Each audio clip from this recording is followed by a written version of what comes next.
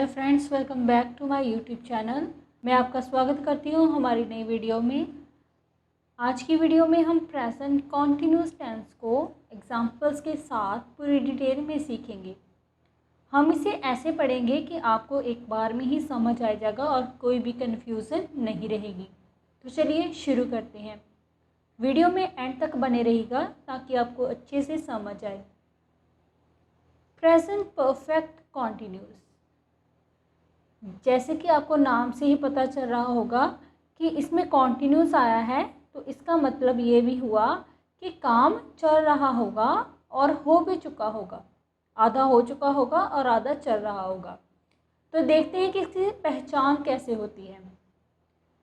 इसमें present continuous tense की जैसे ही रहा है, रही है, रहा हूँ आता है। लेकिन फिर प्रेजेंट कॉन्टिन्यूस और प्रेजेंट परफेक्ट कॉन्टिन्यूस में डिफरेंस क्या है उसे देखते हैं। इसमें यही डिफरेंस है कि इसमें समय के बारे में भी बताया जाता है कि कोई भी काम जो क्रिया है वो किस समय से हो रही है। ठीक है, तो इस सेंटेंस में या फिर ये कह लें कि इस टेंस में टाइम के साथ से लगा होता है। क्लियर? इस बात को हम एग्जाम्पल्स के थ्रू समझेंगे। हमारी फर्स्ट एग्जाम्पल है, राम 2 घंटे से घूम रहा है। देखिए, सब्जेक्ट है राम, वर्ब है इसमें घूमना, लेकिन यहाँ पर टाइम के बारे में भी बताया गया है कि वो कब से घूम रहा है, कि वो घूमने की क्रिया कब से कर रहा है। तो यहाँ पर टाइम बताया गया है 2 घंटे, यह है टाइम, इसके साथ लगा है से। तो इस सेंटेंस से हमें पता चलता है कि जो प्रेजेंट परफेक्ट कॉन्टिन्यूस टेंस होगा तो उस सेंटेंस में बताया जाएगा कि कोई भी काम जो है वो कितने समय से हो रहा है। नेक्स्ट एग्जाम्पल है, लोग 10 बजे से घूम रहे हैं। तो यहाँ पर टाइम के बारे में बताया गया है कि 10 बजे से घूम रहे हैं, कि वो अभी भी घूम रहे हैं, क्रिया अभी भी हो रही है। वह सुबह से रो रहा है। वह कब से रो रहा है, कब से रोने की क्रिया हो रही है, सुबह से। क्लियर? तो अब हम नेक्स्ट सीखेंगे कि यहाँ पर समय को बताने के लिए क्या यूज़ किया जाता है। समय को बताने के लिए सेंटेंस में सिंस या फिर फॉर का यूज़ होता है। तो सबसे पहले हमें ये समझना होगा कि सिंस कहाँ पर लगाते हैं और फॉर किसके साथ लगाते हैं। तो सिंस लगता है निश्चित समय के साथ, यानी कि एग्जैक्ट समय के साथ, जब आपको टाइम का एग्जैक्ट पता हो। और फॉर लगाया जाता है अनिश्चित समय, जबकि प्रॉपर टाइम ना पता हो। अनिश्चित समय यानी कि कुछ ड्यूरेशन के लिए। तो अब हम नेक्स्ट सीखेंगे कि सिंस का यूज़ कैसे होता है और फॉर का यूज़ कैसे होता है। ये हम एग्जाम्पल से सीखेंगे। सबसे पहले हम देखेंगे सिंस का यूज़ कैसे होता है। सिंस का मतलब होता है हिंदी में से।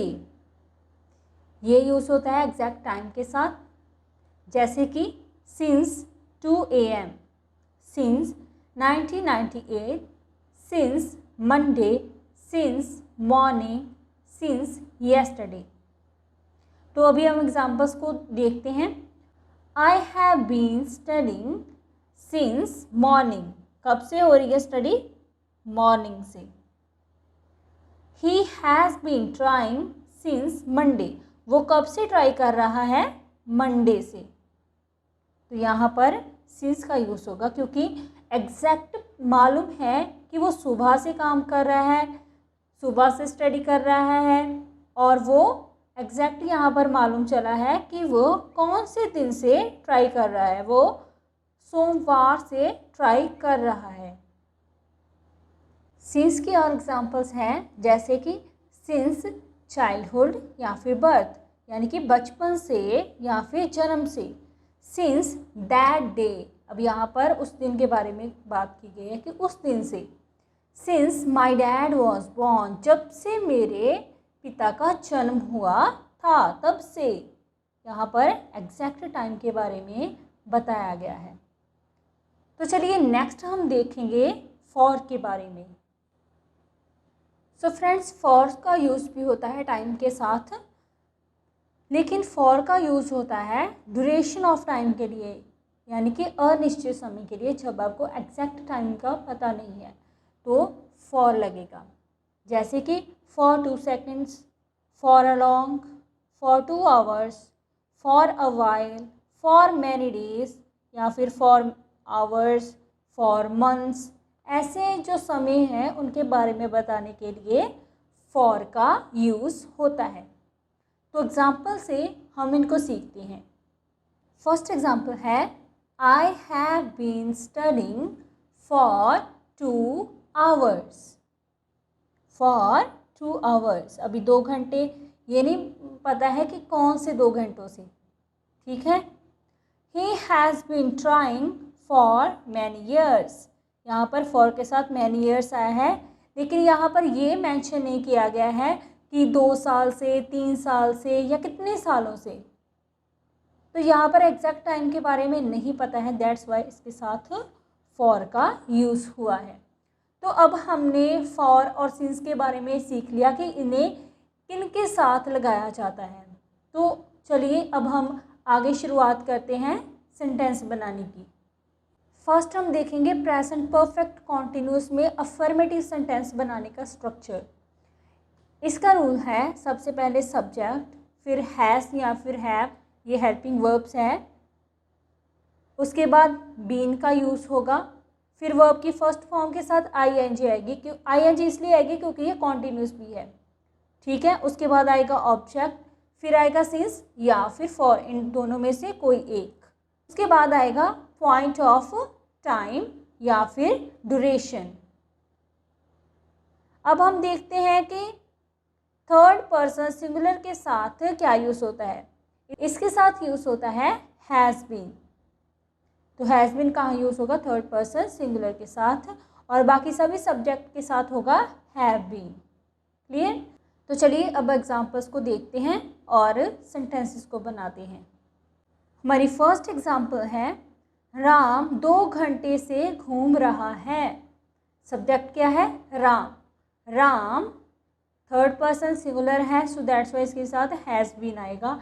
हैज़ बीन, उसके बाद वर्ब की फर्स्ट फॉर्म के साथ आईएनजी, वॉक के साथ आईएनजी आया है तो बन गया वॉकिंग, वॉकिंग। तो यहाँ पर 2 घंटे बताया गया है टाइम, एग्जैक्ट टाइम नहीं पता है, तो यहाँ पर फॉर का यूज़ है, for 2 hours। Ram has been walking for 2 hours। वह 4 बजे से पढ़ रहा है। अब यहाँ पर एग्जैक्ट टाइम बताया गया है कि 4 बजे, ठीक है। तो इस सेंटेंस को देखते हैं। He has been studying since 4 o'clock। यहाँ पर सिंस यूज़ होगा क्योंकि एग्जैक्ट टाइम दिया गया है। बच्चे कई दिनों से ये नाटक देख रहे हैं। अब कई दिनों से, तो क्या पता कितने दिनों से है, 4 दिनों से है, 5 दिनों से, कितने दिनों से है, तो यहाँ पर एग्जैक्ट टाइम हमें नहीं पता है। Children have been watching this serial for many days, तो इसीलिए यहाँ पर फॉर का यूज़ हुआ है। वह सुबह से गाने गा रहा है। सुबह से, यहाँ पर भी हमें पता है कि वो सुबह से, यानी कि एग्जैक्ट हमें पता है। He has been singing songs since morning। कब से, मॉर्निंग से। थर्ड पर्सन सिंगुलर, उसके साथ हैज़ बीन लगा है, फिर वर्ब की फर्स्ट फॉर्म के साथ आईएनजी लगी है, फिर ऑब्जेक्ट लगा है, उसके बाद सिंस लगने के बाद जो भी हमारा पॉइंट ऑफ टाइम है वो यूज़ हुआ है। क्लियर। नेक्स्ट है नेगेटिव सेंटेंसेस। नेगेटिव सेंटेंसेस में नहीं का यूज़ होता है, यानी कि कोई क्रिया ना करने की बात होती है। इसका रूल है सबसे पहले सब्जेक्ट, फिर हैज़ या हैव, कोई भी हेल्पिंग वर्ब, फिर नॉट, फिर साथ में बीन आएगा, फिर वर्ब की फर्स्ट फॉर्म के साथ आईएनजी, फिर ऑब्जेक्ट, फिर सिंस और फॉर आएगा, फिर पॉइंट ऑफ टाइम या फिर ड्यूरेशन आएगी सिंस या फॉर के अकॉर्डिंग। ओके। तो चलिए एग्जाम्पल्स को देखते हैं। फर्स्ट एग्जाम्पल है राम 2 घंटे से नहीं घूम रहा है, यानी कि जो क्रिया है वो नहीं हो रही है। यह है negative sentence. Ram has not been walking for 2 hours। वह 4 बजे से नहीं पढ़ रहा है। यहाँ पर एग्जैक्ट टाइम है, तो देखते हैं पूरा स्ट्रक्चर यहाँ पर फॉलो होगा। जैसे कि सबसे पहले सब्जेक्ट, तो फिर यहाँ पर सब्जेक्ट आया। सब्जेक्ट क्या है? ही। उसके बाद हैज़ या हैव में से सब्जेक्ट के अकॉर्डिंग हेल्पिंग वर्ब यूज़ होगी, तो यहाँ पर हुई है हैज़। उसके बाद नहीं की बात हुई है तो नॉट लगा है, फिर साथ में क्या लगना था? बीन, तो बीन लगा है। उसके बाद वर्ब की फर्स्ट फॉर्म के साथ आईएनजी लगनी थी, तो यहाँ पर वर्ब क्या है? पढ़ना, तो उसमें आया है स्टडी, उसके साथ आईएनजी स्टडी। कब से? यहाँ पर सिंस या फिर फॉर लगेगा, तो यहाँ पर पूरा एग्जैक्ट टाइम दिया गया है कि 4 बजे से, सो यहाँ पर सिंस का यूज़ होगा, सिंस यूज़ हुआ है और साथ में फिर टाइम आया हुआ है। He has not been studying since 4 o'clock। तो ऐसे एक नेगेटिव सेंटेंस बनता है। क्लियर? नेक्स्ट है इंटेरोगेटिव सेंटेंसेस। इंटेरोगेटिव सेंटेंसेस वो होते हैं जिसमें प्रश्न पूछे जाते हैं। तो इसका रूल है, सबसे पहले अगर WH फैमिली है तो वो सबसे पहले ही लगेगा। उसके बाद जो हेल्पिंग वर्ब्स हैं वो भी सब्जेक्ट्स के पहले ही लगेगी। ओके, WH फैमिली, एस या फिर हैव, उसके बाद सब्जेक्ट आएगा, फिर बीन आएगा, फिर वर्ब की फर्स्ट फॉर्म, उसके साथ आईएनजी क्योंकि कॉन्टिन्यूस है, फिर ऑब्जेक्ट आएगा, फिर सिंस या फिर फॉर आएगा, उसके साथ पॉइंट ऑफ टाइम या फिर ड्यूरेशन आएगी और साथ में क्वेश्चन मार्क आएगा, जिससे हमें मालूम चलता है कि इंटेरोगेटिव है, जिससे हमें पता चलता है कि ये इंटेरोगेटिव सेंटेंस है।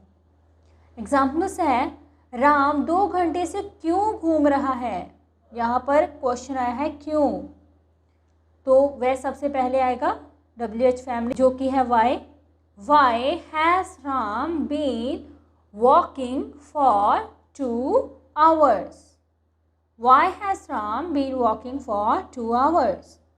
मैं कब से गाने गा रहा हूँ। Since when have I been singing songs. कब से? Since when have I been singing songs. Okay, next sentence की टाइप है नेगेटिव और इंटेरोगेटिव सेंटेंसेस।